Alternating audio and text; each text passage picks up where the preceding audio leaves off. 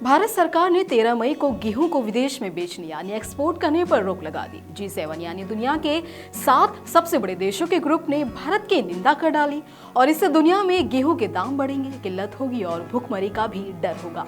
स्वाभाविक रूप से भारत को दुनिया से ज्यादा अपनी चिंता है। एक्सपोर्ट बैन से पहले आटे का भाव करीब 33 रुपए प्रति किलो था। साल भर में आटे के दाम 4 रुपए प्रति किलो बढ़े। बढ़ती महंगाई सरकारों को विदा करती रही और इसीलिए सरकार ने दुनिया की परवाह न करते हुए एक्सपोर्ट को ही बैन कर दिया। नमस्कार, मैं अश्विनी वानखड़े और स्वागत है आपका कृषि जागरण में। दरअसल देश के बाजारों में महंगाई को रोकने के लिए एक्सपोर्ट बैन कर देना सरकारों का पुराना हथियार है। विदेशी बाजारों के बजाय गेहूं भारत के बाजार में बिकेगा तो उम्मीद है कि दाम कम होंगे और इस बार फजीहत होने के 2 कारण हैं। पहला, एक्सपोर्ट बैन करने से पहले हमारी सरकार दुनिया का पेट भरने का डंका बजा रही थी और दूसरा, MSP यानी मिनिमम सपोर्ट प्राइस। आपको ये जानकर आश्चर्य होगा कि एक्सपोर्ट बैन करने से पहले किसान को प्रति किलो 21 से 25 रुपए मिला करते थे, जबकि MSP 20.15 रुपए है। आपको बता दें कि MSP वो भाव होता है जो सरकार तय करती है और जानकारी के अनुसार बैन के बाद भी भाव MSP से 5% ज्यादा चल रहे हैं।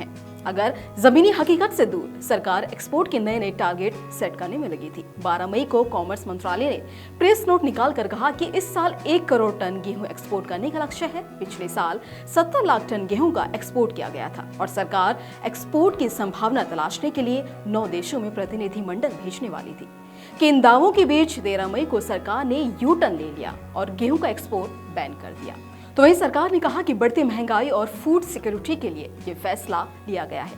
अब सवाल उठाना स्वाभाविक है कि 1 महीने पहले तक भारत अपने साथ साथ दुनिया का पेट भरने के लिए भी तैयार था, तो फिर ऐसा अचानक क्या हुआ कि फैसला पलटना पड़ा। दरअसल मार्च और अप्रैल में गर्मी ने कुछ खेल बिगाड़ा, बाकी की कसर सरकार के आकलन में हुई गलती ने पूरी कर दी। और वहीं सरकार ये मानकर चल रही थी कि गेहूं का उत्पादन पिछले साल की तरह होगा। मार्च अप्रैल की गर्मी ने ये गणित पूरी तरह से बिगाड़ दिया। तो वहीं सरकार का अनुमान था कि 11 करोड़ टन गेहूं का उत्पादन होगा, लेकिन अब अनुमान है कि 10 करोड़ टन से ज्यादा हो सकता है। 1 टन मतलब 1000 किलो उत्पादन कम हुआ तो सरकार की खरीद भी कम हुई। वैसे तो इस समस्या की जड़ में रूस और यूक्रेन युद्ध है। दोनों ही देश मिलकर दुनिया का 28% गेहूं का उत्पादन करते हैं और ये सप्लाई दुनिया के बाजार में कम हुई तो भाव बढ़ने लगे। भारत को संकट में संभावना दिखाई दी। एक्सपोर्ट पर जोर लगाया गया। पहले एक्सपोर्ट हो नहीं पाता था क्योंकि सरकार जितना भी MSP देती थी उससे कम दाम दुनिया के बाजार में था और इस बार स्थिति पूरी तरह से पलट गई। दरअसल सरकार को दुनिया का पेट भरने के दावे से मुकरना पड़ा। चिंता होने लगी कि अपने गोदाम नहीं भरेंगे तो आगे चलकर महंगाई बढ़ेगी ही, अनाज की कमी भी हो सकती है। ये चिंता गलत नहीं है। करीब 15 साल पहले UPA सरकार में ये हो चुका है। अब महंगाई की चिंता में सरकार किसानों को भूल ही गई है। 5 साल पहले सरकार ने वादा किया था कि साल 2022 तक किसानों की आय को दोगुना किया जाएगा। सरकार ने पिछले साल 19 नवंबर को तीनों कृषि कानून वापस ले लिए।